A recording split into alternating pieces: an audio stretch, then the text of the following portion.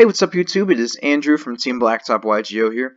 Today I'm bringing you a video about Yu-Gi-Oh events, but more so like what to bring, how to prepare for one, and what sort of etiquette or what things you should do at a Yu-Gi-Oh event. And I can't speak for like YCSs. I know I put the YCS logo up here. I've never been to a YCS before, but this is more so for regionals and stuff. But I'll kind of go over some of the things that are a little bit different at YCSs from what I've heard and things like that. But anyway, let's get into the video. So, whenever you go to a Yu-Gi-Oh event, you want to make sure, first of all, you have a deck to bring with you. I mean, that's kind of the whole point, right? You have your deck. This is just a stock image of, I think, a legendary deck. But, yeah, you need to bring your deck. Typically, at least for the most part, at least this is my personal opinion, so take it with a grain of salt, but people seem to have more fun at events if they bring a competitive-ish deck.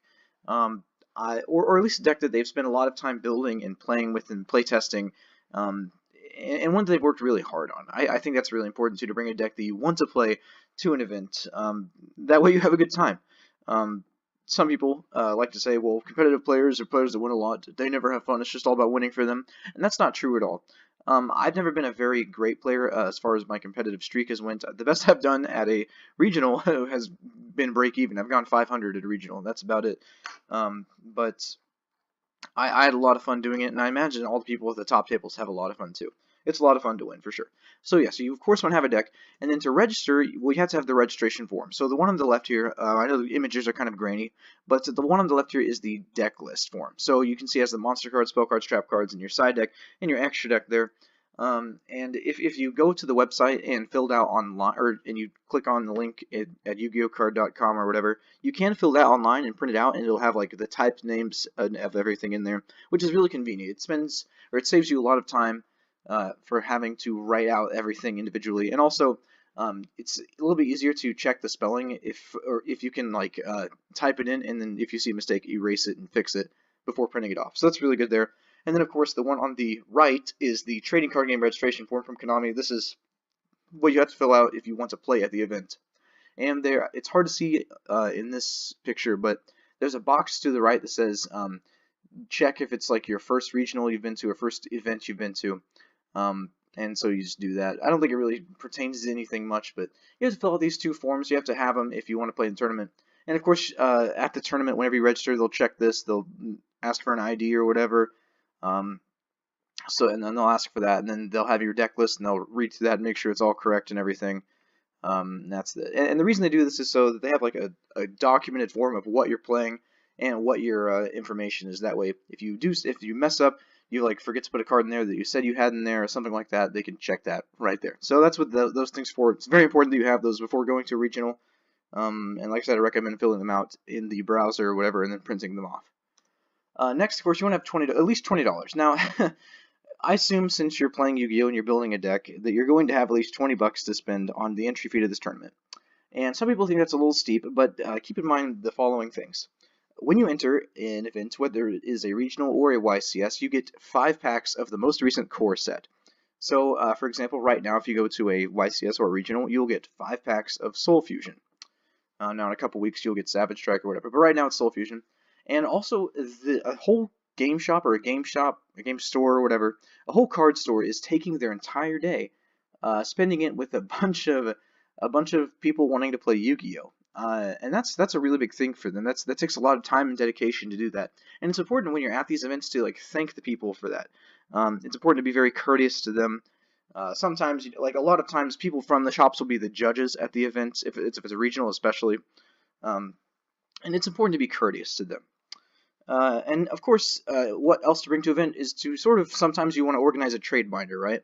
And trading inside the event is perfectly fine. However, you're not supposed to buy and sell cards to different players. Now, of course, buying and selling to vendors is perfectly fine.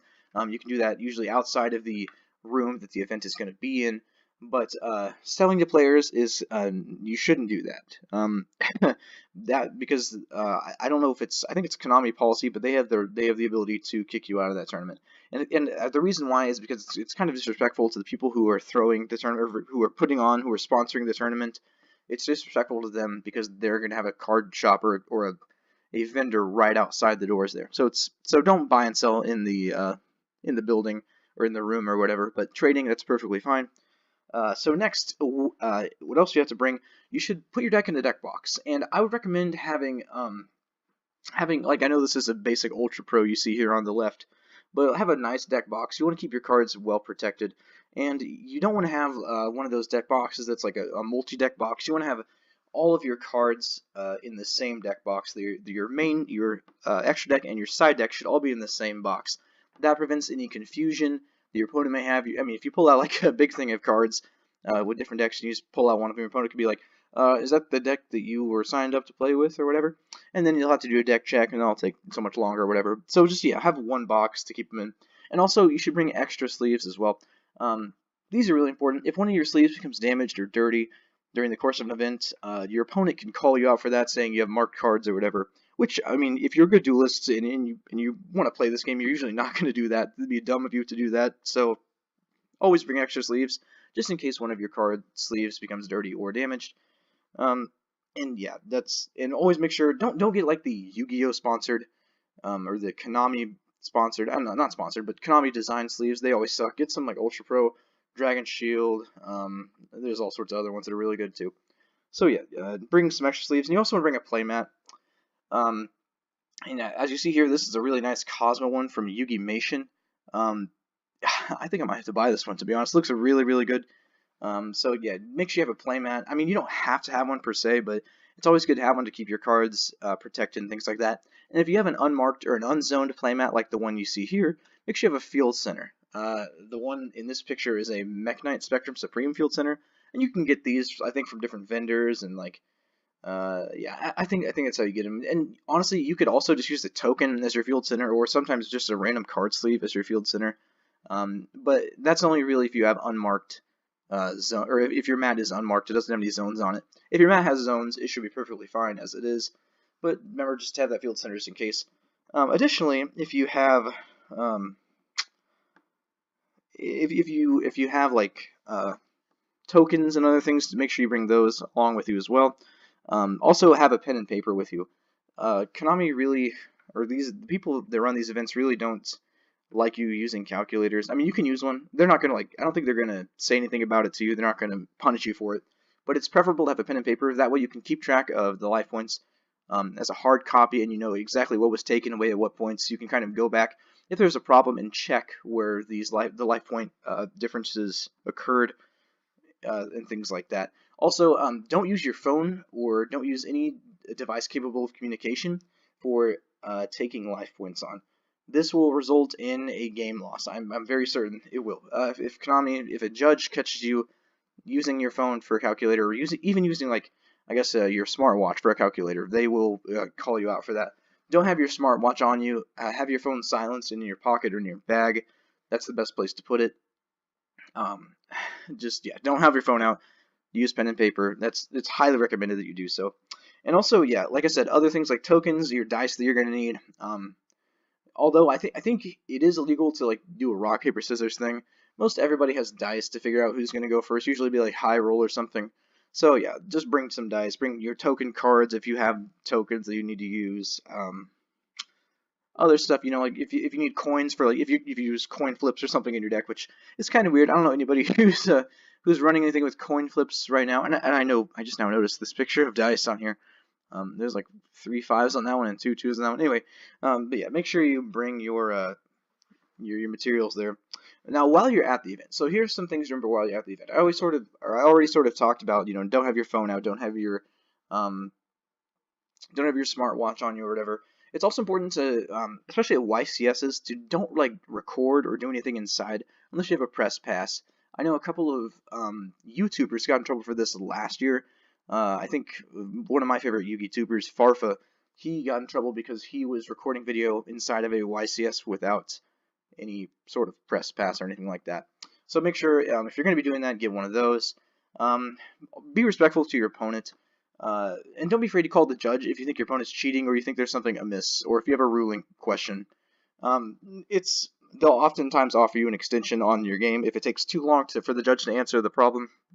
And yeah, it won't be any problem. And like I said, always be respectful and courteous to the judges, to the other players. If you look through somebody else's trade binder, don't like treat their stuff poorly. just, be an all-around respectful person, and most importantly, above all, have a great time while you're at the event. This is a game, after all. It's a card game. I know people spend lots of money on this, myself included. They go to, drive hours and hours, or even take planes to go to different events. But at the end of the day, this game is just meant to have fun. Okay, nobody's making serious bank off of this game or anything like that. Nobody plays it professionally. At least I don't think so. I mean, there are a lot of people who talk about this game and own card stores and stuff, but nobody plays to earn money from this game. I think that's virtually impossible. Anyways, thank you so much for watching. If you like this video, please make sure to leave a like and comment down below if I missed anything. If you think there's something else that I should have included about what to bring to tournaments and what you should do there and how to act and whatever. And if you really like this content, if you want to see more of it, please subscribe and hit that bell for notifications for new videos. I know we don't post a whole lot. I know it's kind of sporadic on when we upload videos, but it means a lot to me if you subscribe. Anyway, this is going to be Team Blacktop signing off. Thank you so much for watching.